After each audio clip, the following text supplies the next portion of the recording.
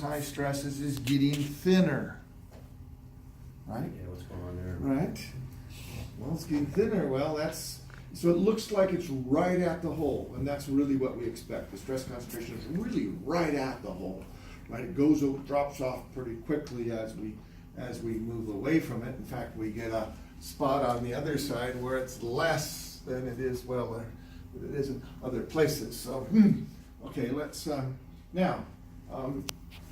This is very inefficient, right? Running this process up like this is quite inefficient because I've got 80,000 nodes in here now, and most of them are out here in the middle of nowhere where they're giving me Useless information. well, yeah, it's not giving me anything helpful here, right?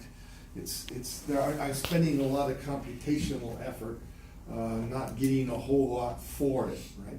So as I think Mr. White pointed out last week, is that can we sort of have some local control? And the answer would be yes. Okay, so we get some local control, and can we play with some local control? And the answer is yes. And so let's do that. And what you can do over here is we'll right-click on the mesh, and you can apply a mesh control. So if you right-click on the mesh, you can apply a mesh control. Okay? And so what we can do is I'm going to pick this surface there, because that's one of the things I want to apply mesh control on. And hey, while I'm at it, I might as well do it to those as well, right? Because those are the areas where I'm expecting to see high stresses, right? And I would like to have a higher density there. And so, and then I'm going to do, yeah, now while you have a slider here, you can also type numbers in, and we'll do that a little bit later. But I'm going to leave it right here in the middle to begin with now. Oh, come on, don't do that to me. I didn't really want you to do that. Okay, let me go back and create the mesh again, because I'm going to run instead of having this run on fine, I'm going to run this down here to where it's pretty coarse. Right? Maybe not all the way down to where it's coarse, but I'll run down to where it's pretty coarse. And see, now we sort of see the effects of mesh control. Right? What's it doing? It's got coarse things over here, and the density gets higher as it gets around the feature. Right? See, they get closer together. Right? Okay? So we can run this another one here if we want, just to sort of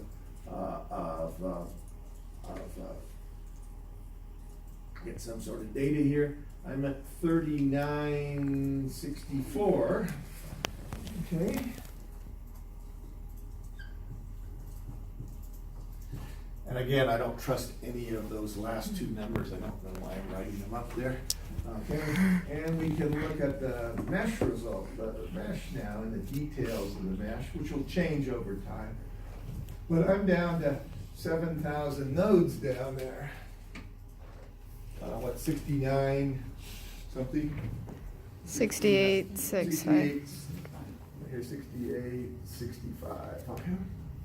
Okay. So shoot, I'm back less nodes than I had at that second run there, right? And yet my answers are probably better, right? They're certainly higher, and that's my suspicion is that's better. May not be, but maybe.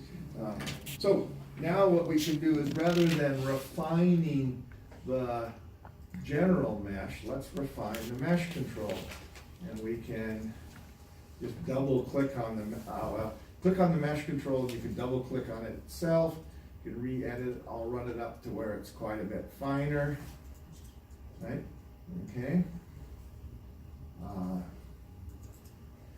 And then we'll create the mesh just so we can see it. I always like to see the mesh so I know what it's doing. Come on.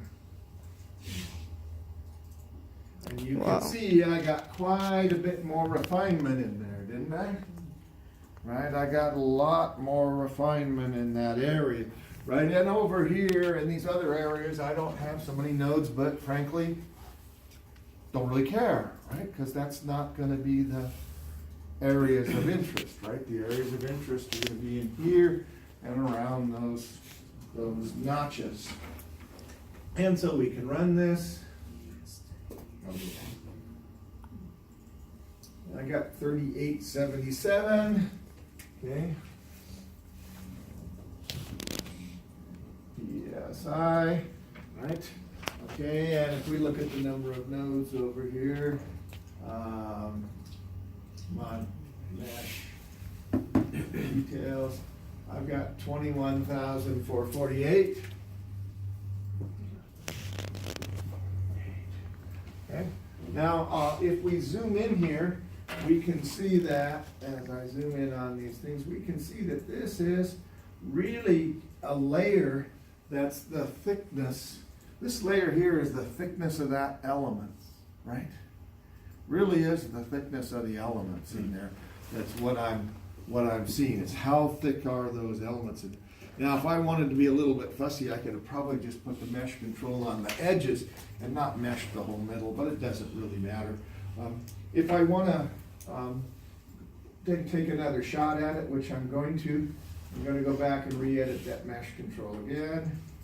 And right now, I've got it up to fine all the way, but it's defining the minimum size or the average size, as in this case, about 80 thousandths of an inch, right? That's the size that it gives me down here in the run.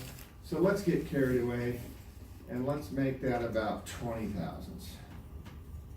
2, right? Just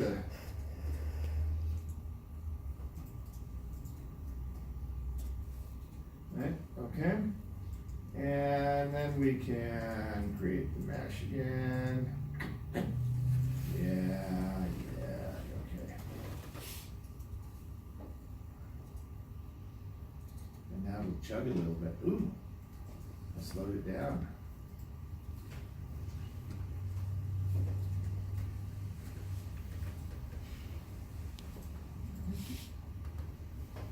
And now I got a whole bunch of them in there, right? Okay, you can see I've got layers here, right? I got layers and layers and layers where it's working its way into that. Okay, and that one. Let's go look at how bad the mesh is actually here, just to see, since it took quite a while to run. I actually made 260,000 nodes, right? 258, well, 259K. Okay, which is worse than I had even back here when I ran them up. Of course, we're only 20 thousandths apart, and they're packed in here pretty tight, right, as we go across there. Now, this will probably take a while to run, because so let's go ahead and get it running while we're here. Come on.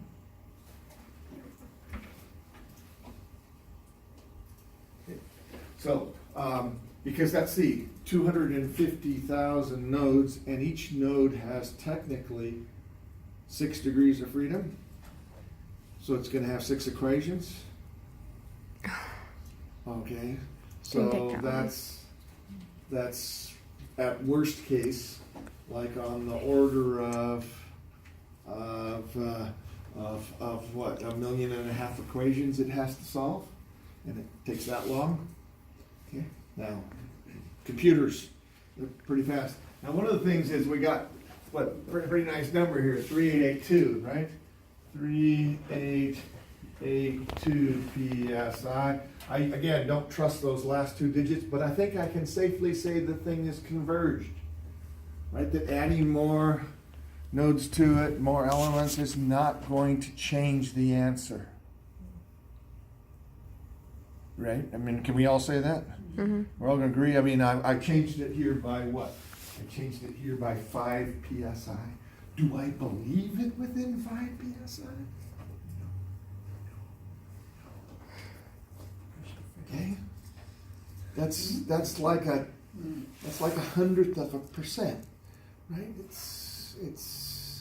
No way it's that accurate, right? Well, shoot, we don't know anything that accurate. I don't know the material properties that accurate. I don't know the loads that accurate. I mean, we don't know anything that accurate. So those numbers on the far edge are just noise, right? They're computer abstractions. Okay, but basically these are the same value, right? And that one wasn't bad actually there. It's a lot nicer getting it here with 21,000 in it. It was a lot closer with less than half the nodes. And you can sort of see some of the advantages to using mesh control.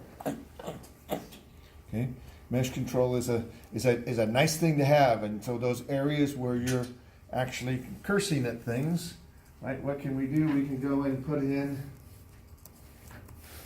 mesh control. That was easy, wasn't it? Can I come up with an easier one? Probably. Well, as Scott would say, I could not put the holes in the cutouts in there, right? But now, do I expect you guys to go through and estimate how close does your stress concentration factors actually were to that? Yeah, because I think you have those locators. How do we know what concentration factors SolidWorks uses? It doesn't. Oh, it doesn't. Okay. No, it's calculating it as if it's all little elements, right? So you can go back and look at your machine design text and see how close they get. Okay. Right, okay, and compare them, right? Now, obviously, you want to do sort of two comparisons. You compare out in the field, way over here, F over A, right? And are you getting F over A for a reality check, right? But then go ahead and do the stress concentration, because you got them in the machine design book, right? You've got those values. How close are they? Right? How close, if you had calculated this using the machine design text, how close would you be? I'm not sure which one I'd trust more, actually, because frankly, I'm not real good at reading the numbers off of the machine design stress concentration factors. I mean, there's a lot of uncertainty in those because they're highly nonlinear and doing weird things. At least that was my recollection. Yeah. You don't remember those things. Okay. Wasn't that nice? Mesh control. So you have control. I got big grins over that one. Okay, or at least little grins over that one. Okay, so I two things there. I would encourage you to do this, right? Make a convergence study. I mean, why not? Right? Just right when you run them, write the numbers down, and then you can kind of convince yourself, hey, we did it, because that's one of the first things that your boss will ask when he looks at all your results. Did you do a convergence study? And if the answer is no, it's like, well, why not? You know, it's an easy thing to do, right? Does the result change if you change the number of nodes? And the answer ought to be, yeah, I did it, and it's converged, right? And I think we can say this is converged, right? It got, I mean, well, shoot, even here it wasn't all that far off, but it was within 100 pounds, right? And it was, given the scheme of things, it's not all that bad. Okay.